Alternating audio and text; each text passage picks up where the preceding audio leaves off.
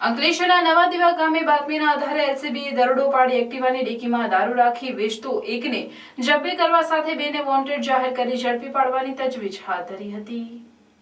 અંકલેશ્વર તાલુકામાં આવેલ નવા દીવા ગામે શ્યામજી ફળામાં રહેતો કિશન મના વસાવા તેના માણસો થકી પોતાના ઘરની પાછળ આવેલા ગલ્લામાં વિદેશી દારૂનો જથ્થો સંતાડી રાખી છૂટક વેચાણ કરતો હોવાની ચોક્કસ બાતમી એલસીબીની ટીમને મળી હતી, જેના પગલે ટીમે સ્થળ પર દરોડો પાડ્યો હતો, જેમાં સ્થળ પર તેના ગલ્લા પાસે એક એક્ટિવા હોય તેમાં તપાસ કરતા વિદેશી દારૂનો જથ્થો ભરેલો હોવાનું માલુમ પડ્યું હતું। ટીમે ત્યાં ઉભેલા રામુ મના વસાવાને ઝડપી પાડી 30,000નો દારૂ તેમજ 20,000ની એક્ટિવા મળી કુલ 50,000નો મુદ્દામાલ જપ્ત કર્યો હતો। પ્રાથમિક પૂછપરછમાં તેની સાથે દારૂના વેપલામાં કિશન મના વસાવા રહેવાસી નવા દીવા તેમજ સતીશ ઉર્ફે સતલુ ગાંડુ